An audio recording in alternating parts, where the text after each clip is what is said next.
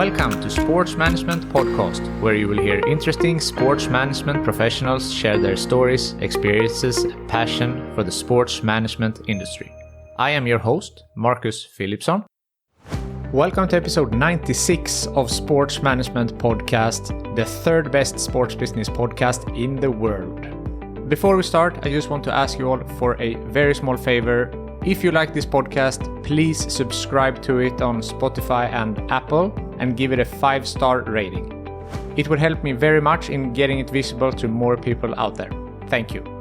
Moreover, this episode is sponsored by InSport Education, the online business school for sport. The best way to elevate your sports career, except for listening to this podcast, is to take part in InSport Education's courses and programs. InSport Education is offering sports management podcast listeners 10% off all of their courses with the code SportsManagementPodcast10. Click the link in the description below and elevate your sports business career today. Now, today's guest is Petra Sörling, the first ever female president of ITTF, the International Table Tennis Federation. I had the pleasure of meeting Petra in person just outside of my hometown of Gothenburg, where she was attending a confederation meeting with the Swedish Table Tennis Federation. In addition to her role as ITTF president, she is also an executive board member at Swedish National Olympic Committee, the CEO of a real estate company in southern Sweden, a board member at International Masters Games Association, a member of IOC's Gender Equality, Diversity and Inclusion Commission, a member of the WADA Foundation board, a World Veteran Table Tennis Championships gold medalist, and more. We spoke about being the first female ITTF president, her work for equality and sustainability, time management, that women need to say yes to business opportunities, working in a male-dominated field, and much more. Petra Sörling, welcome to the Sports Management Podcast. Thank you so much.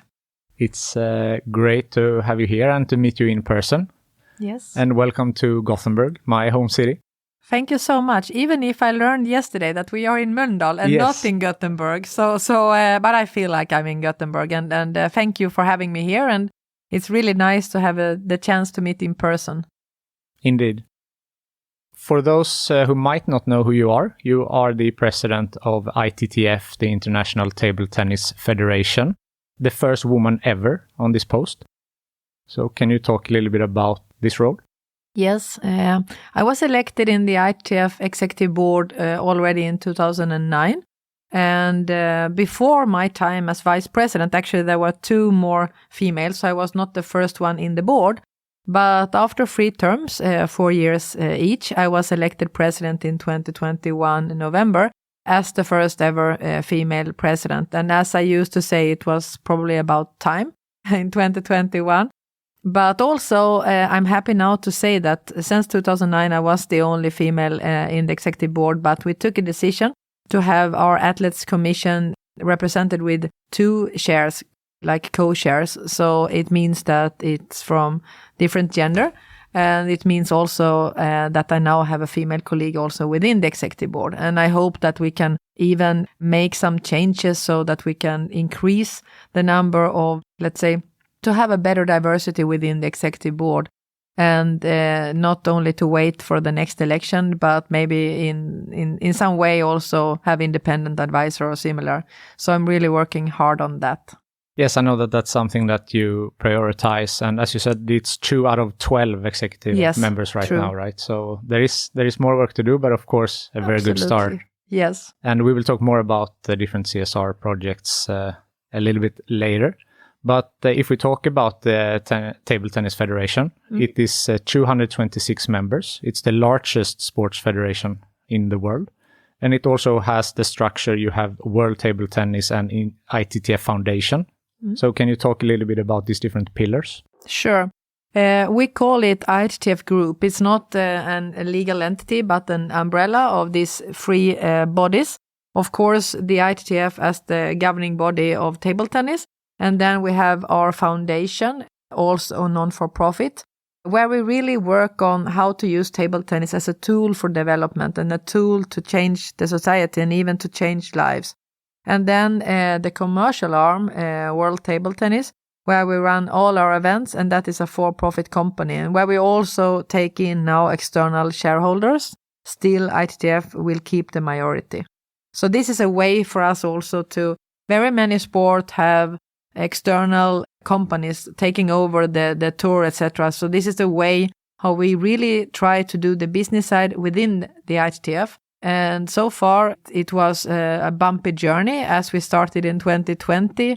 We were not forecasting the pandemic very well. But with that said, I think also that the pandemic made us slow down the speed a bit. And as every time when you do something new, when you have the chance to calibrate it, you get an even better version out there than if we would have run as fast as we did in 2019. I was part in the selection committee already as vice president finance at that time. So both the foundation that was decided and implemented 18-19 and then World Table Tennis 19-20. I feel very proud to have been there from the very beginning, from the very start. And it's something actually that makes the work as ITTF president a bit special, that we have these different legs within the ITTF group. Is it more complex since it's a large federation? Maybe it's difficult to compare if you haven't worked in another one, but compared to a smaller one, the assumption would be that it's more work since it's a larger federation.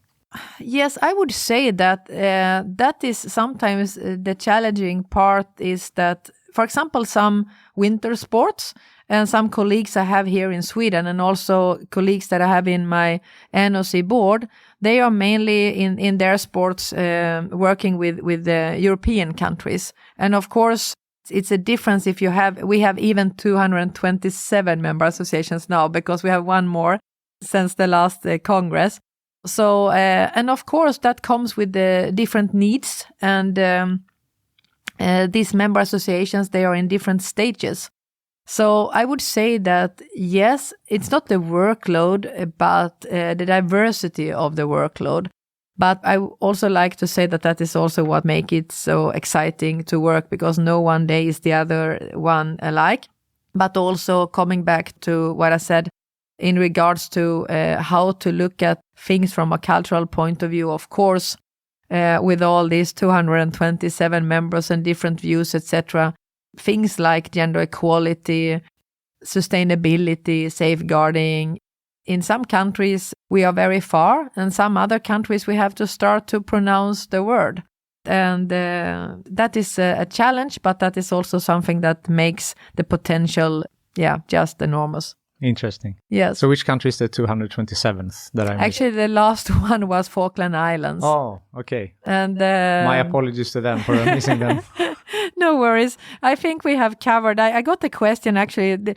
For some reason this week I have had 3 sessions where I have been giving some kind of speeches or similar sessions, and I got the question if 227 countries, and no, it's not 227 countries, because we do have some where for different reasons there are more than one member association recognized. For example, England. So yeah.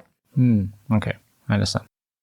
You mentioned winter sport as a smaller federation, and Anders Larsson is a previous guest on this podcast. He's the president of the Swedish Ice Hockey Federation and also does some work with the Swedish Olympic Committee, where you also work. So have you spoken to him and exchanged ideas between the federation and the sports to take learnings from one another? Yes, very much. And you see, I'm smiling now because Anders Larsson, first of all, he took on the very difficult task to be acting president in our NOC the last couple of months. But I quoted him just some hours ago because he have told me very many times as ice hockey president that he was jealous of table tennis because we can bring a table tennis table everywhere. We used to say that every table is a table tennis table. You can play on the kitchen table, we can play here in front of us. But for ice hockey, it's a little bit more complicated. Of course, I like to say that I normally return that one, that I'm also kind of jealous for all the media exposure and sponsorship that they have in ice hockey. But seriously, we have a lot of exchange within the different sports here in Sweden. And Anders, for example, he is also now in the international board for ice hockey. So here we can also learn from each other on the international level. And he introduced to me during a session some months ago, also the president from International Ice Hockey. So I would say that we are good in Sweden in sharing ideas and so on, but also to listen to each other when we have difficulties and challenges. So not only because we are now sitting in the same board in our NOC, but also before that. So that I must say it's a very positive thing. So even if ice hockey as a winter sport and table tennis as a summer sport and quite different, but there are also similarities. We discussed, for example, education and digitalization last time we spoke. Of course, a lot to learn. And as you mentioned with ice hockey, which I also work in, the lack of space is a big one. Yeah.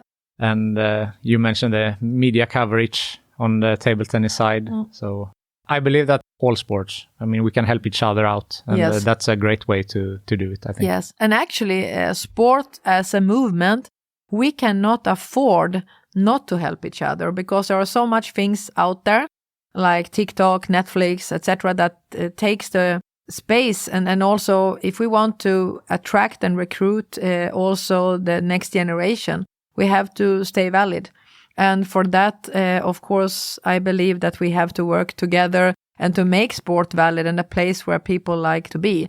And I don't know, but I also, when reflecting how sport will look like in the future, I believe that it will be much more on demand and that we cannot attract people to practice Tuesday 7 to 9 o'clock. They want to practice when they feel like, and that's a must then when it comes to venues, etc. Because here in Sweden we see that the venues are, sometimes you share the venue among sports, and then you are dedicated to this 7 to 9 o'clock in Tuesday evening. But if we see here table tennis, for example, when paddle during the pandemic, when the venues were open because they were privately run, I mean, then people could play when they were free and they had time. And I think that we in all sport have to see how we can make our sport more accessible, more available. And that's a challenge that we have for all sports together, and also something to really think on how we can stay valid, because table tennis is one sport, but all sports are very, very good for health. And I believe also that we can cut costs within the society if we keep our community active. Me too. And I read recently that racket sports are one of the best ones for health because it mixes physical training with the cognitive training, and that especially table tennis that is very fast, that you need all the time to work. Your brain is working to see the next move, but also you're physically moving. Yes. So that's something, as you mentioned, for the general health of the population and cutting costs from the healthcare system and so on. Yes, and I think that more and more starting to see this. And I discussed when I was in Singapore just some weeks ago with the table tennis president of Singapore. And she said when we had this discussion after a while, I should next time also speak with the health department within my country, not only with the sports department when it comes to ask for more support and more money, etc. So even sport here, I think we have to start to think in another direction, and also to educate the politicians or those that allocate the resources that sport is actually a tool also for health. And in table tennis, we start from this year on a world championships in not only Parkinson, which we have had for some years, but also for MS and Alzheimer. So under the umbrella of Health Week. So this Health Week festival we will have in October in Greece, in Crete. And the year after, 24, we will have it. It's already allocated to France. But I hope, of course, that we will have in the future the opportunity to come back to Sweden and have this kind of health festival, because it's an excellent tool. And I believe that table tennis is one of those sports that really can help, as we have seen for Parkinson, for example. No, you cannot get rid of this terrible disease, but you can have a more quality within your life by playing table tennis and to be part of a community. So we really like to see also how we can cooperate here with other sports as well. Really interesting and very important, of course. You said sports is a movement. Is that how you see sports? Yes. Is it a health movement, a political movement, or what type of movement would you say that? I would say that sport is very good for health, but I also believe in ping pong diplomacy and maybe more than others because we have the tradition in our sport. Last year we had the anniversary of ping pong diplomacy 50 years, and I had the pleasure to meet in the USA 2 of the players that was part of the USA team that came to China, opened the door for discussions in between those 2 big countries. And I believe that we as a sport can play a role here, but I also see it the other way around, that we should also keep ourselves focusing on the sport because that is what we are here for. You mentioned China, and the Chinese players are very strong in the sport. I checked the world rankings. I think 3 out of 5 on the men's side, and almost most of the players from top 10 on the women's side. But also from a Swedish perspective, we have 4 players, I think, in top 30. Yes. So every sport wants to have, it's not so interesting if it's only one country, for example, but you start to see more on the men's side, but more diversity in terms of representation in the top rankings. Do you believe that that is important? It is very important, and your analysis is all correct because there is a big difference in between men's and women's table tennis in terms of diversity. For example, in the Olympic Games in Tokyo, we had 4 continents represented in the quarterfinals of the men's singles. In the females, it's not like that. And we do not have yet the answer how we can push and help for more diversity also on female table tennis, because it's important. And we are very proud, extremely proud, that table tennis still is a national sport in China. We know that with time and changes, of course, it's tough to stay valid as the number 1 sport. And also when I was in Beijing for the Winter Olympic Games, talking with the volunteers, with the kids, and asking them about, because winter sport in many ways were new to them, and they really would love to try winter sports. So of course I was a little bit worried, asking also my table tennis friends, my deputy president, Li Guoliang, how is now, after 1 year, the Winter Olympic Games, is there more, let's say, challenges or competition within table tennis as a national sport and the winter sports? And no, I mean, China is a big country. There is space for all of us. And still, table tennis is the number 1 sport. So we like, of course, to keep that position. It's good for our sport. But we also like to have diversity in competition. And the same, of course, for the players from China. They want to compete also versus others. They are very keen to tell me about those days when there was these hard matches, Sweden, China. And actually, as we were the last one that won against them, even if other countries have been better than Sweden from a team perspective and results the last years, still Sweden is the country that they have kept having the respect for because we won. And it was to see also in Houston when Sweden did so good, winning both the men's double and silver in the men's singles. And immediately the Chinese coaches were there and wanted to listen and to learn also from the new racket that Truls was playing with, and welcomed him to practice in China, and so on and so on. So in one way there is competition, but there is also, of course, there is a friendship in between the different players and coaches, and we are really working hard on not only being diverse in terms of many members, but also on all levels that there is a diversity. And on the top elite level, we have more work to do.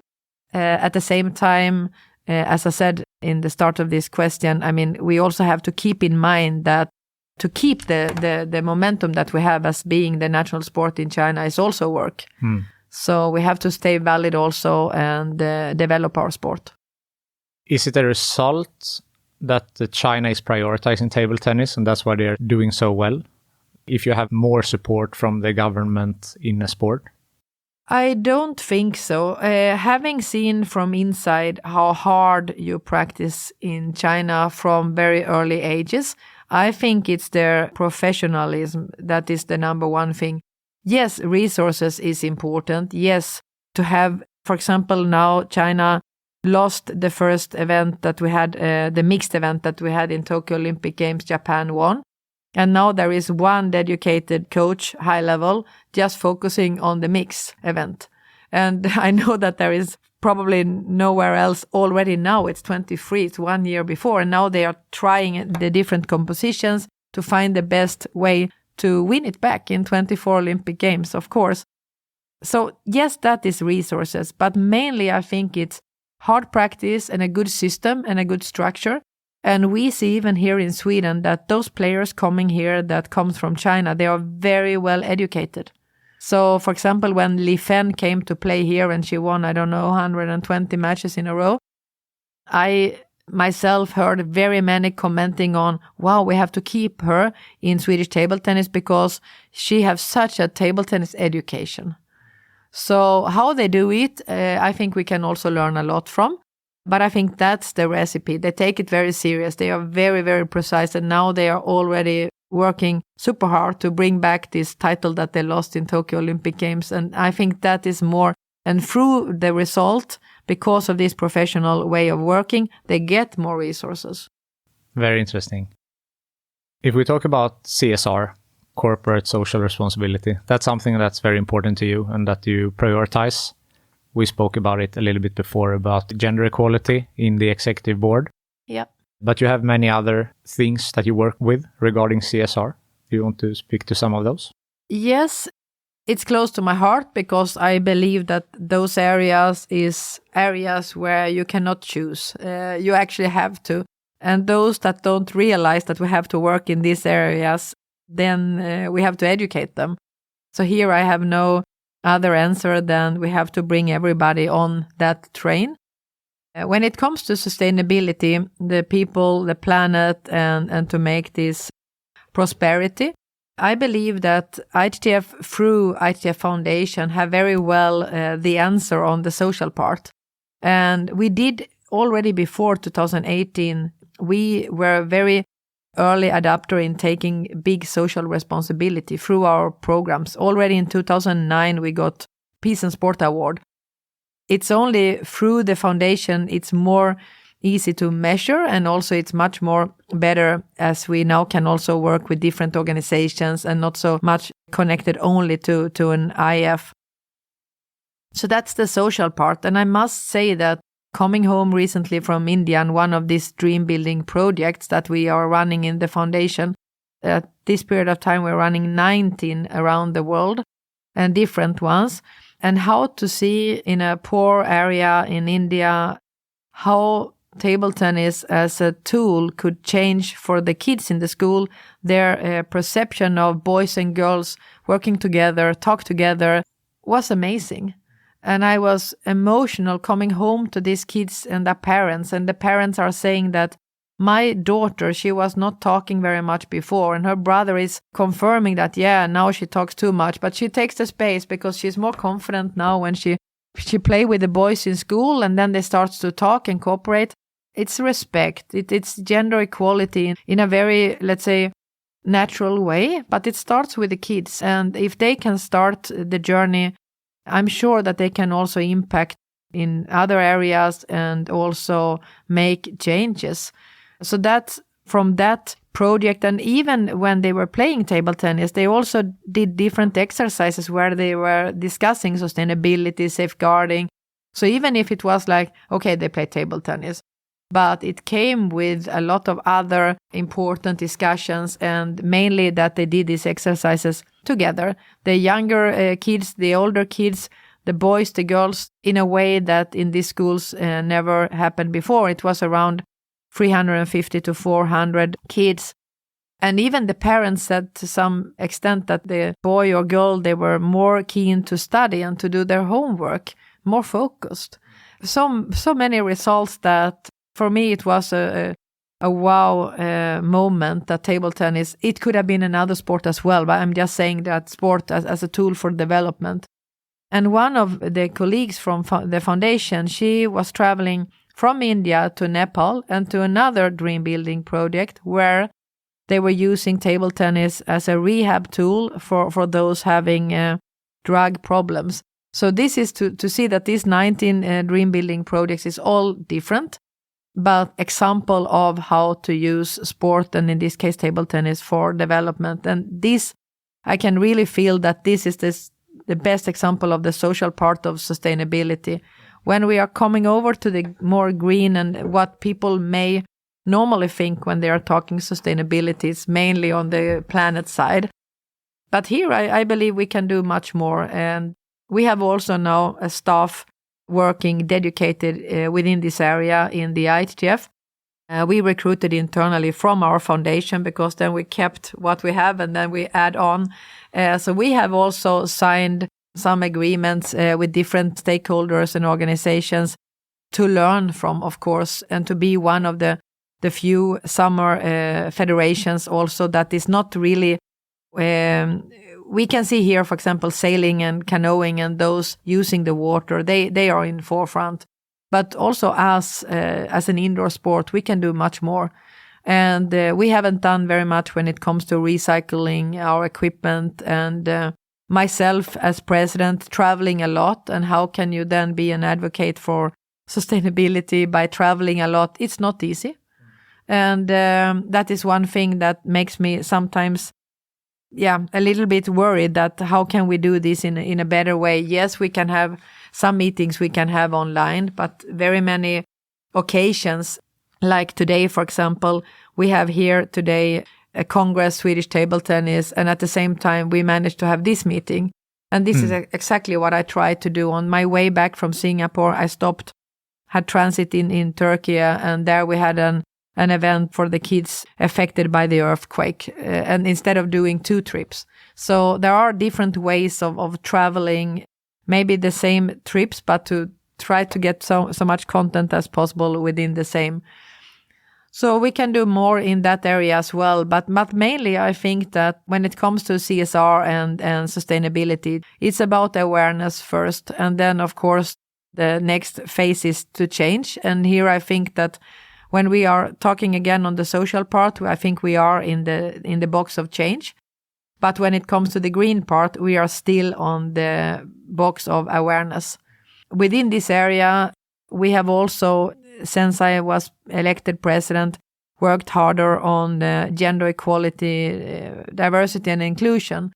I am a member of the IOC Commission for this area, but I have also my coordinator working together with me, focusing on this area, moving forward. And the executive board, I'm very proud that they took now the decision to approve the plan for how we can work more in this area. So now it's also more action and less talk. I like that. That's good. And on that role, the commissioner was called Gender Equality Commissioner, and you changed that to Gender and Diversity Commissioner. Yes. Was it only a name change, or is it also a focus change? It's much more of a focus change, and that is very much connected to this work, as I said, also that we have now done plan. And we are also here following IOC very much. And to be fair, it was not only us changing. They had before, my commission name was, I think, Women in Sport Commission or something. Now it's Gender Equality, Diversity and Inclusion. So I believe that, through diversity comes creativity, and through creativity comes result. So in the end of the day, it's not only about gender. So I like very much more now when we have widened or broadened the scope, because I think we can do much more if we are not thinking too small in this area. And also, my experience so far is when talking more about diversity and inclusion, being a big IF with 227 different member associations, I believe that everyone is buying in more easily to this topic if we are not pointing on the gender as the only one thing, because then it becomes like a competition. And it's not a competition in between the two of us because we are different gender. It's something that we are in together. And by working together to improve and make a change, I really feel that gender equality, diversity, inclusion is much better because it's positive and it shows that we are in it together. So it's not a group of females, it's a group of people working in this area and working for diversity in the best way. And as I said, as one of these mottos that it's really needed, if we want to have result in all areas, we have to also think outside the box, and that's the creative part, and we do that much better if we are not all the same. Yeah. On that point, we said before, you are the first female on your current position. Yes. There are 2 women only out of 12 in the executive board. In all of the world's sports federation, only 2 presidents are women. You are one of them. It's a lot of men out there in the sports industry. It's a male-dominated field. Yes. How is it to work in such a male-dominated field for you? I think that whatever position you have, when you're inside in an organization, for example, when you have been there for a while, you get blind. And I always said in my business life that when you have a new employee, make sure to really listen to that one during the first weeks, because after some few weeks, he or she is like all the others, because you become one of the group. So I'm probably the worst one to ask, as I have been in this environment for so long. But on the other hand, I also see how we can be better in promoting each other as females. And one recommendation or advice I always give when I get very often the question if I have any advice or recommendation or so, and I always say yes, because the difference I see in between men and women is that we, and now of course it's not all, but very often I see that as a female you say, oh, you get a question to take on a position in a committee, in a board or whatever, and you say, well, I have to look at the job description, or can I do all these? And maybe I haven't done ABC, but I have done D, and so on. And that is when I'm saying yes. Say yes. Because very many men have not done everything on that list neither, but they will say yes. And they will not think about it. They will say yes, they will take the position, and it will work. At the same, as a female, if you get a question, someone else have gone through and find your name, and that means that you are qualified. You will learn what you have to learn. And that is what I used to say. And very many actually confirm it by saying that, yeah, I was thinking that I have to first learn ABC before I take on this. So that is one thing. Another thing is to find yourself sponsors. And I'm not now talking about Coca-Cola or so. I'm talking about those people that speak positively about you when you're not present. They are very important. And I think that men are historically better to have those. They are in the sauna, they are in the whiskey club or wherever. It still exists very much in sport, these small groups where it's difficult if you're not present. I learned 2005 to drink whiskey. That was a very good investment. I didn't know then that was a good thing to do. But it is, because you have to be present, because very many decisions is not taken in the room where the decisions is on the agenda. They are taken before. And then you have to be present there. So to say yes, be present, and among yourself you have to have sponsors around you. I like that. So that was I would not have guessed that would that whiskey drinking would help you in your career. That's great. Now we have talked about what you're doing now, but if we start about you, how you got into sport from the beginning and into table tennis and your career up until where we are now, how did it start? Well, it started by growing up in a family where my father and my sister played table tennis. And as I was then at home with my mother, I also wanted to go with them when they went on table tennis. I didn't want to stay home. So when I was like 6 years, I managed to go with for the first time. And I couldn't really play. I couldn't even play versus the wall because motorically I was not, let's say, big enough. But this I didn't understand. And what was worse, my father didn't understand it neither. So when we came home, he said he was deeply worried, deeply concerned. My father was a sportsman, so he said during the dinner in the evening that it will be very difficult for Petra in school because she cannot really touch a ball. I mean, it's very complicated for her.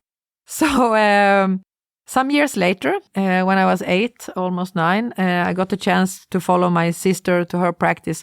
And then it was totally different. I mean, because of course I was some years older and motorically better in shape to play table tennis or sport in general. So that's how I started, because from that time on, I played in a small club, and I played until I was 27, 28. I was the youngest one at that time playing in the highest league in Sweden. I was 13 when I started to play in the team. And that was also a funny story, because we played in the highest league for women's table tennis, Elitserien.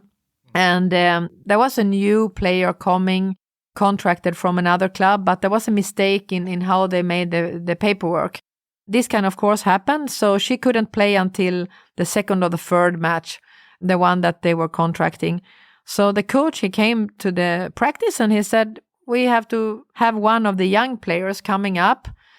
She will lose all the matches, so we have to take someone that... So the task was more or less, who will not, stop playing table tennis by losing 3 matches and still survive that and contribute to be the name on the team. And the coach said, take Petra. So that's how I was selected. Not because I was the best one, but I was the best to survive, to lose all the matches in that age. So I was 13, but I won 2 matches. So no, it was 3 team matches. So I won 2 single matches within these 3. But that was a big surprise.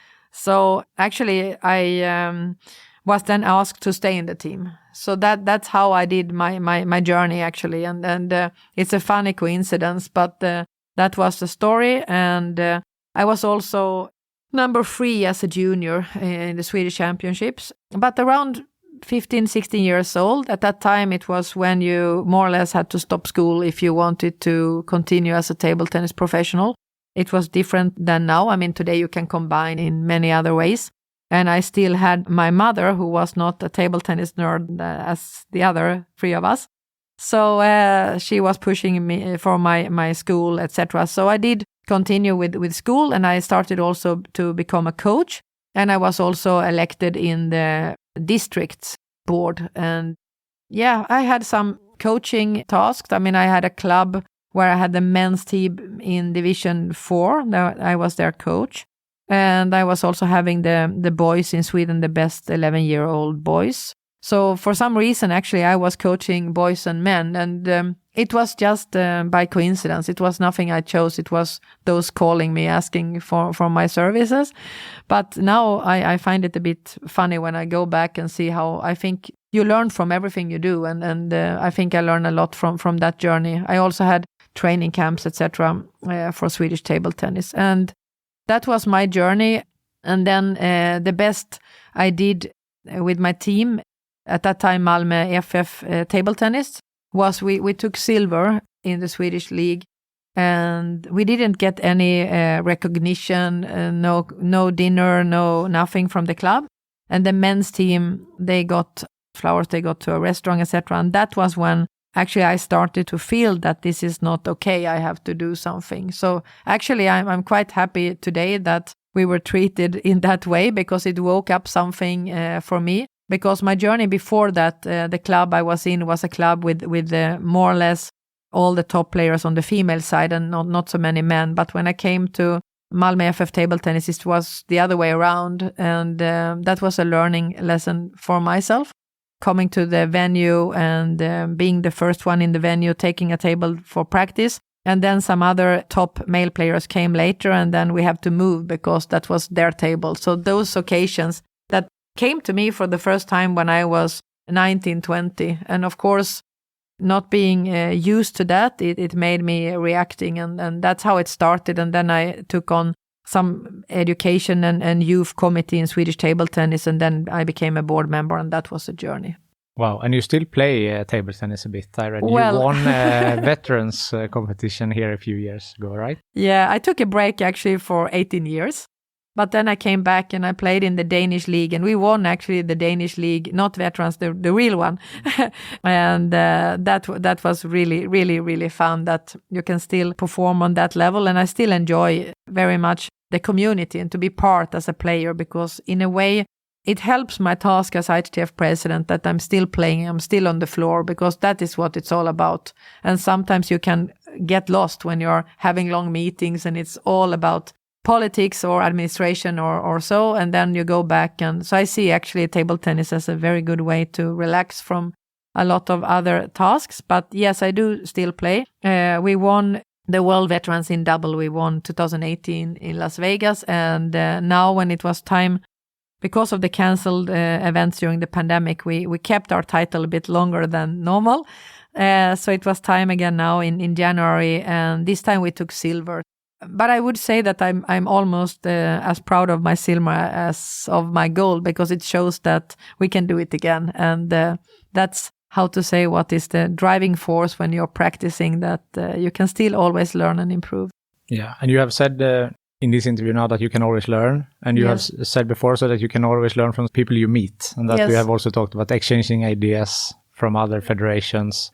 You seem very open to learn. Is that something that has always been, or you are curious, you want to learn, or is it something that you have developed during your career? I think I'm very curious as a person, and I think I always was like that. And I haven't thought about it in that way, but when I was hearing it from you now, and I like to reflect, even if sometimes you need more time to reflect, but there was a say in my family that because my mother and my father and my sister were working in the same working place, let's say where they started, and they worked there forever, they live in the same house, etc. But I was the one always, 4 or 5 years, then I like to, not that I have to change job or so, I've been in table tennis forever, but I like to challenge myself. And my mother always said that there is something kind of wrong, because when you are comfortable and everything is good, then you jump on the other side. But that is, when I'm thinking of it in the way you put the question, because I'm curious. It's not that I have to have, adrenaline. It's not about that. It's more like, okay, now I know how this works. What about if we go right? What's over there? And so I think it's mainly I'm curious. And I'm also, sometimes when I have my calendar and I have some meetings and you go back and you wonder, is this meeting really needed just now when the calendar is so full?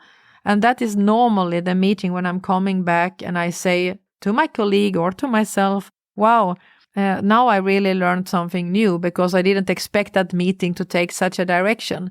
And that is where I said before that say yes, but also take those meetings sometimes that you don't really know what it's all about. Of course, you have to be cautious on time, but be curious also when there is something that you don't really know why they are inviting you for the meeting. That might be the meeting that you learn from that week, because it's something that is outside the traditional box. Let's talk about time management. Yes. You work with ITTF, you work with the Swedish Olympic Committee. I learned today that you work with WADA, World Anti-Doping Agency. You're also the CEO of Rosengård Fastighets AB, real estate. Yes. You have a couple of companies yourself in the real estate industry. Mm. How do you make time for everything? I always believe that if you find something important and also you enjoy it, you find time. At the same time, when I bring something new in, I always try to take something else out. I try to look at it as a backpack, because the backpack is full.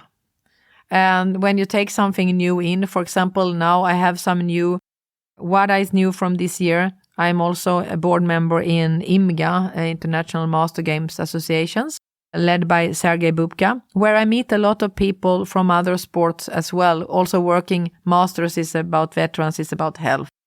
But at the same time now, I'm also stepping down into other associations where I have been. In one, I have been actually the chair, and in one other, I have been a member of the board. So when I take something new in, I also look at it like in a wardrobe. Okay, now I bought something new, then I have to take something old out. So it's all about balance. And of course, sometimes it's a lot, but it's also sometimes some tasks comes with, okay, when there is the meetings, to be present, to be prepared. But there is not so much in between. Then there are other tasks where the work is in between the meetings, and then in the meeting you deliver the result. So for me, it's also very important when I take on something to really make sure that I have understood what is the task. And of course, I also have done mistakes in these areas where something have taken much more time than I expected. And then you have to calibrate and to see either you make sure you have more time, or this is not a place where I can contribute. Because if I don't see that I contribute, I'm not the one to continue, because I do not enjoy if I'm not part. And that comes with my personality, I think. I mean, in the way, because in the end of the day, we haven't solved more than 52 weeks per year. So as long as we have these 52 weeks, we have to balance what we do. For example, in my company, I only work 50%, and I also have a very good team around me. And that's the trick also, that you're never alone. And don't try to do everything by yourself, because it will not work. I'm a team player by nature, and I believe that is also why I can have all these tasks that I have. And then I have one other, it's not a rule, it's more mainly my way to navigate. I switched on and off. So I don't bear with me everything all the time. And that, of course, helps me not to be too stressed sometimes. That leads me into the next part of this, like work-life balance, because most of these are work-related tasks. You have your private life, you have your alone time, your mental, physical health. How do you allocate these different buckets? I think that is, we learned that, if not before, we learned that very much during the pandemic. I mean, the importance of taking care of yourself and your health. For me, playing table tennis is how I relax the most, because it's a little bit like nobody can reach me when I play table tennis. And it was also what I did the last weekend before I went to Houston and the election, which of course was a time full of a lot of stress. And people were asking, why do you go to Helsingborg and play a table tennis event, also a male competition, and really no chance to win anything there more than my own time. So table tennis is one thing I do when I want to be in my bubble. But I also have, before I had 3 dogs, actually now 2 of them passed away recently, but they became 16 years. So I have had them for 16 years. Now I only have the young one, but he is very active. So he takes me on long walks. I love to do mountain hiking when I have the time. Otherwise, just walk the dogs. But also family is important. My son is 16 and he plays a lot of football and windsurfing. So on our way here to Gothenburg, we stopped in Landskrona to watch him playing football. So this is also one way. It's not always possible, but if possible, I like to combine things, and I also like to bring him with. And I would say that he learned a lot also from being part of this way of living my life. And then I also have, as I said before, about support and having good people around. It's not only in the company, it's also at home, of course. I would be very stressed, I think, if I came home after a long table tennis trip and if the house was upside down. So we help each other, and that comes without saying, because otherwise I think it would not work. And also that you also have the respect for all the people around you, and not coming home tired after a long trip. It does not work. I mean, when you come home, you have to also be energetic and alert for them, because they cannot help that. It was a delayed flight from Brussels the other day. It's just when you get the call that, Mom, I like to have a McDonald's on the way. It's just to stop on the McDonald's on the way home, even if it's 11:30 and you just want to sleep. Because if being at home, that would have been the case, that it is easy to drop by. But having table tennis 24/7, because with the 227 members comes, of course, that there is always one member awake. So you can easily work around the clock and every day a week. And that is where you have to push yourself and create a good balance in the schedule. And for that, not to forget, for me, my friends are also very important. And I have kept them during the years. And they are there. Whatever you do and whatever task you take on, they are not very impressed. And I love that way of being and doing and to be part of that group, and just to be one in the group and not to have any responsibility at all. Yeah, of course. The friends are important, and the teamwork. Yes. Reflecting on your career, has there been any bumps on the road? And if so, how did you overcome them? I believe that all of us have had bumpy roads if we look back, but I also have the philosophy that is from where you learn a lot. I mean, my international journey in table tennis started when I was quite new in the board in Swedish table tennis, and I felt that I was not treated in an equal way when we were going to bid for the World Championships, and we were only 2 females in the board, and one of us was supposed to be the representative. And then I was the young one, and I said, of course, it should be the senior one, if it is one of us. But I didn't really understand why it would be one of us when it was not asked among the others. So that led me to later on take on the international business within the board, or to be given the task, first of all. And as I said before, when I came to the club in Malmö, when we were treated differently, I mean, that also gave me some motivation. So I think those bumps on the road actually are those that make you take, let's say, the fast track to really work yourself and to contribute and make a difference. That was looking back. Looking forward, I know that in 2026, 3 years from now, you have a 100-year anniversary with ITTF. But just looking forward, what can we look forward to in regards to table tennis or ITTF, or what you are working with? It's 100 years anniversary both in the ITTF and in Swedish table tennis in 2026. And 100 years is respect.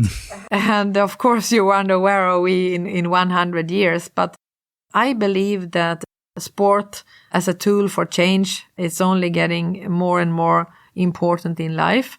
And I like to see table tennis as one of the 5 sports to be mentioned all around within the Olympic movement, but also outside.